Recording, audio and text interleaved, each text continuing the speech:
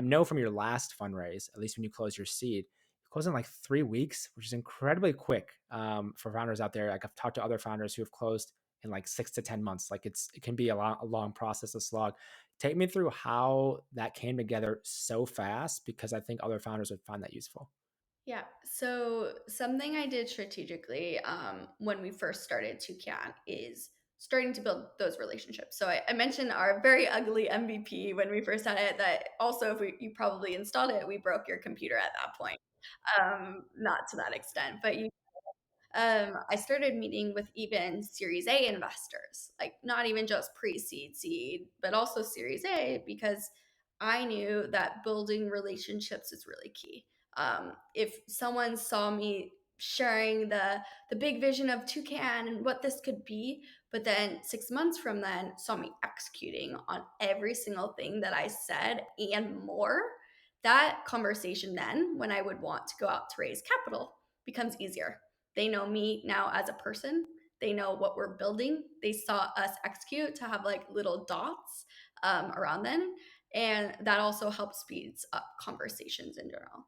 And then when I knew I wanted to go out to raise capital, don't recommend this to everyone, but how I structure my fundraise is I have meetings back to back to back.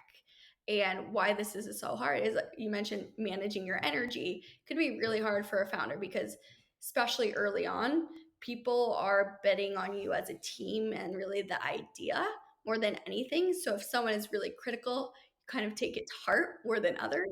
But every meeting is so different, right? Where it could go so well, you're on such a high. The next meeting could be so terrible, you're stuck on a low. But you have to get to that next meeting still at neutral because it's a completely blank slate.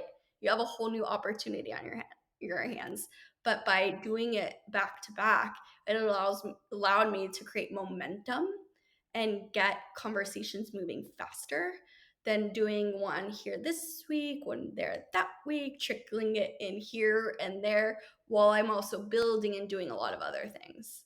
Yeah, that's a lot to handle. And even there's something to be said too with that what is it called? Like, it's like task residue of like switching tasks. It's always so hard to switch between different types of tasks. If you're constantly task switching, it can drain you even more. So even though in some ways it'd be draining to do that many meetings back to back, it might have been best, obviously, if you found it worked really well for you, because then you're still in that same mode.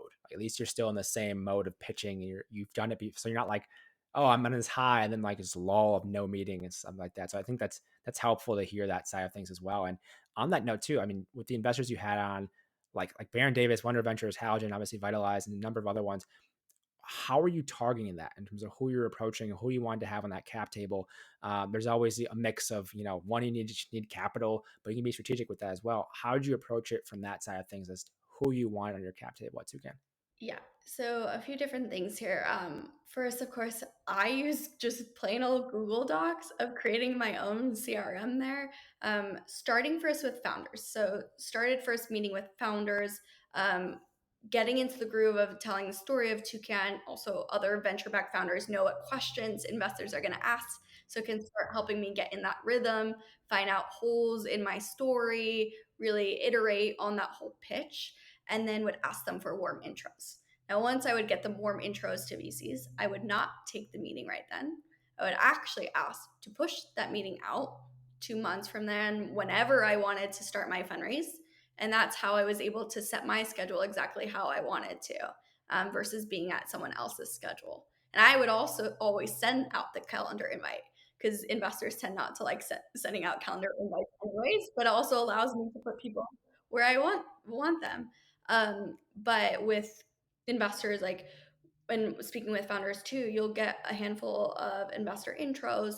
Always research them, like what type of fund are they, what stage, what check size, because there is math that needs to make sense of whether they can even invest in you or not.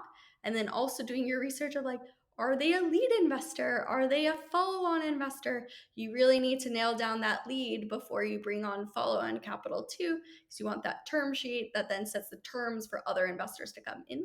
And there's always that serendipity moment too that I think founders should be aware of I did not know Baron Davis.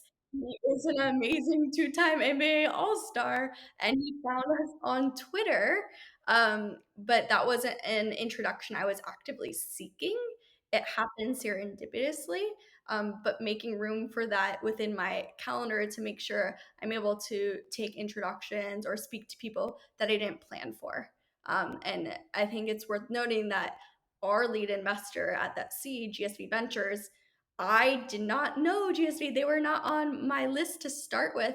And they were an intro from an investor that we knew in Los Angeles. We knew they weren't a great fit for us. And they're like, you have to talk to GSV, GSV, GSV. And we're like, okay, yeah, I'll take the intro. And then they ended up being our lead and such a perfect fit for us, such a perfect investor. And we're so glad to have partnered with them. Yeah, it goes to show. I mean, a couple things there you mentioned. One being doing your homework as a founder, because you can look at there's tools, obviously like Crunchbase and like PitchBook to find investors, but even like signal.nfx.com is another one where people can find different investors, hear about them. I know like a lot of times you can do check on them by talking to their CEOs to be like, are they legit or not? And then like finding like GSV, for instance. I mean, yeah, ed tech investors who have I think like 7 unicorns now in their portfolio, and they're killer. They're awesome. So that's like you can do that by doing your research as a founder to figure that out, which I think is really important. And the other thing you mentioned, which also I want to highlight because I think it's important as well, is the idea of like engineering serendipity. So being on Twitter and these other types of things, being in the venture side of it now, for me, I see how much we use Twitter and VCs use Twitter even more than I ever thought before. And deals get done through Twitter and they get found through Twitter. And as a founder, you mentioned the one tweet a day, like that little investment of a tweet a day can engineer serendipity to get another investor that could put hundreds of thousands, if not millions of dollars into your company. So it's like, why wouldn't you take that chance at least to like give yourself the possibility of finding that, which is why I think posting that content is so vital and can be so important for founders to do.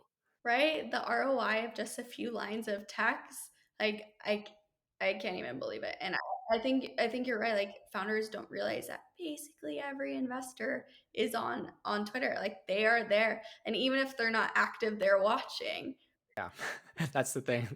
They're definitely watching, regardless of them posting or not. They're watching, and I see that people have found us and pitched us, DM'd us through Twitter, and it's like great. We're open to that for sure. And as you see this world kind of shifting towards that, and people accepting that, like they pitch more and more, and more investors are not requiring a warm intro. They're allowing you to pitch them cold through Twitter, through whatever platform, or just email them, whatever.